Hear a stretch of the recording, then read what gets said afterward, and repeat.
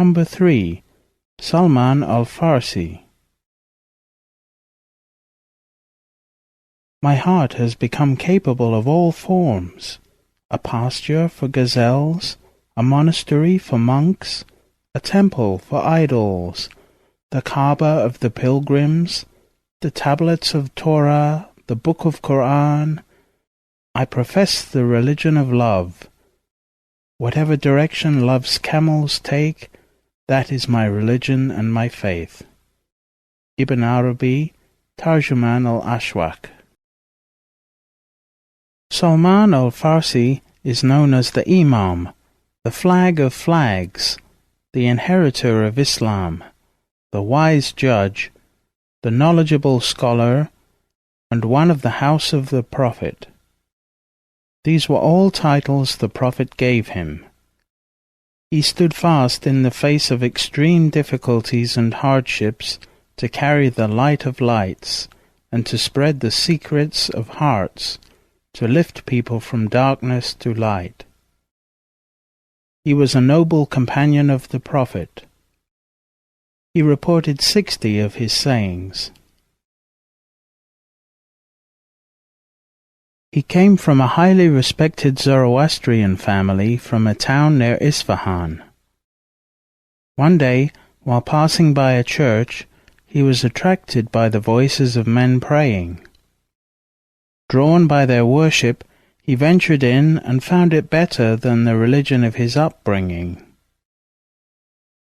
On learning that the religion originated in Syria, he left home, against his father's wishes, went to Syria, and associated himself with a succession of Christian anchorites. He came to know from them the coming of the last prophet, and the signs accompanying his advent. He then travelled to the Hijaz, where he was seized, sold into slavery, and taken to Medina, where he eventually met the Prophet.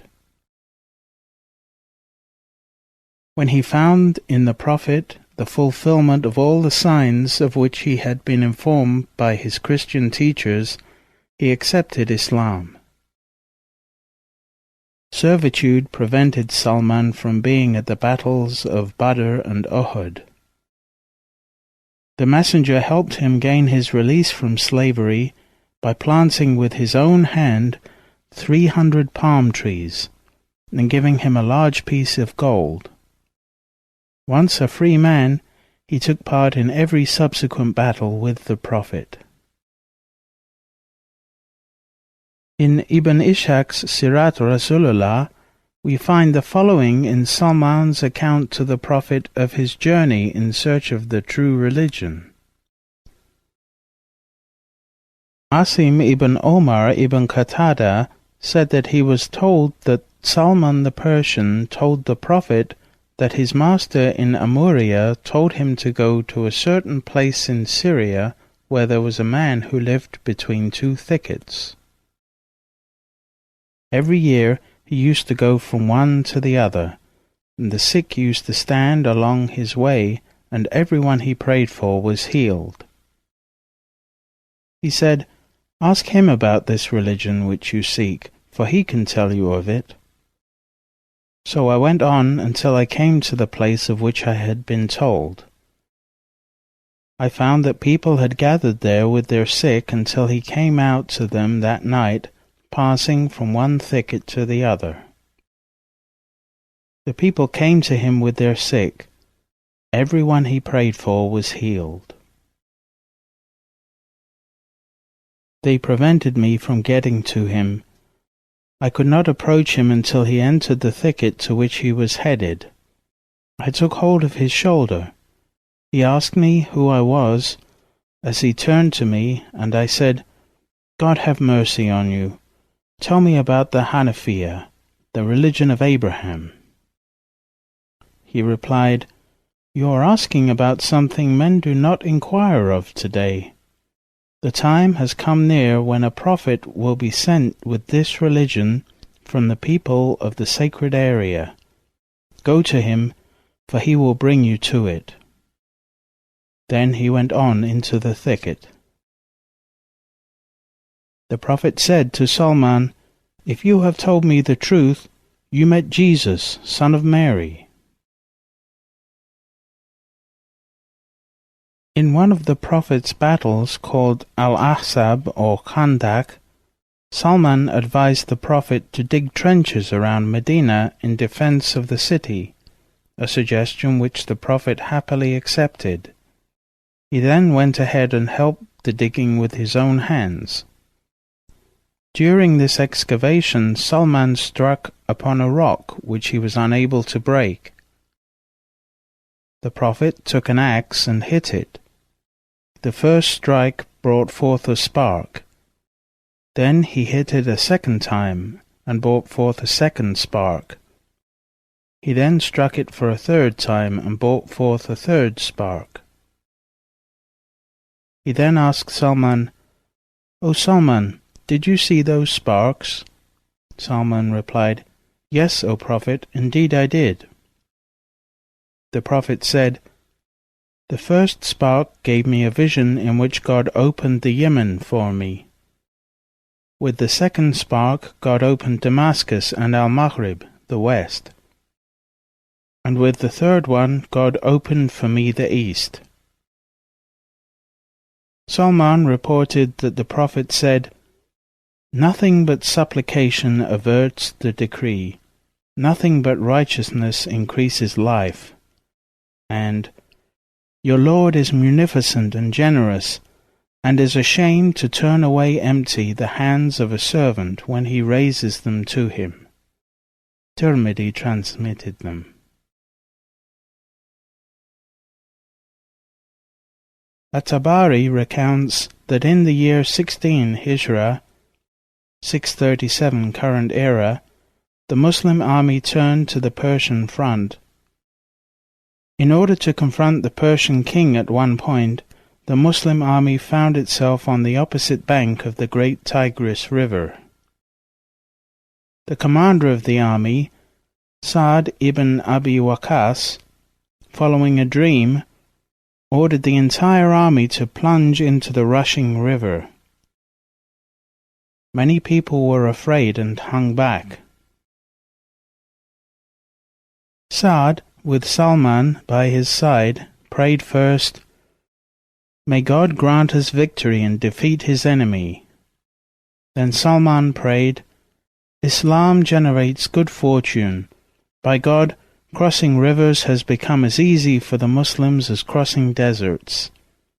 By him in whose hand lies Salman's soul, may the soldiers emerge from the water in the same number in which they entered it."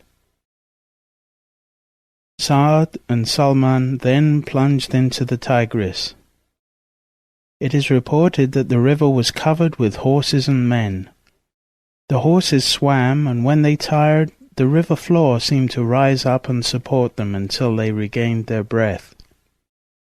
To some, it seemed that the horses rode effortlessly on the waves. They emerged on the other bank, as Salman had prayed, having lost nothing from their equipment but one tin cup, and no one having drowned. They went on to take the Persian capital. Salman acted as spokesman and said to the conquered Persians, "I have the same origin as you. I shall be compassionate towards you. You have three options. You may embrace Islam, then you will be our brethren and you will have the same privileges and obligations as we. Or you may pay the tax of non-Muslims and we will govern you fairly. Or we will declare war on you."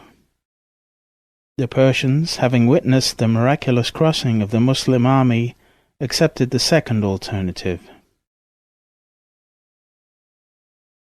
Salman Al Farsi was eventually appointed governor of that region. He was the commander of 30,000 Muslim troops. Yet he was very humble. He lived from his own manual labor. He did not own a house, but instead rested under the shade of trees. He used to say that he was surprised to observe so many people spending all their life for the lower world, without a thought for the inevitable death which will take them from the world one day. Salman was a very strict and just man.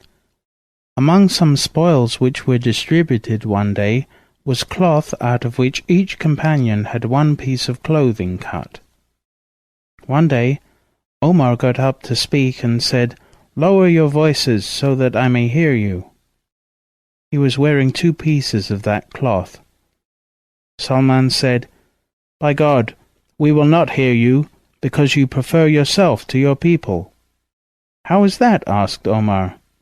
He said, "You are wearing 2 pieces of cloth and everyone else is wearing only one." Omar called out, "Oh, Abdullah!" Abdullah, his son, answered, "At your service." Omar said, "I ask you, by God, do you confirm that the 2nd piece is yours?" Abdullah said, "Yes." Salman said, "Now we shall hear you." At night, Salman would begin to pray. If he got tired, he would start reciting zikr with his tongue. When his tongue would get tired, he would contemplate and meditate on God's power and greatness in creation. He would then say to himself, "Oh, my ego, you took your rest, now get up and pray." Then he would recite dhikr again, then meditate, and so forth all night long. Bukhari relates 2 traditions which show the Prophet's consideration for Salman. Abu Hurairah relates, While we were sitting with the Holy Prophet, Surat al-Jumu'ah was revealed to him. When the Prophet recited the verse, "And He, God, has sent him, Muhammad, also to others than the Arabs." Quran, chapter 62, verse 3. I said, "Who are they, O God's Messenger?" The Prophet did not reply until I repeated my question 3 times.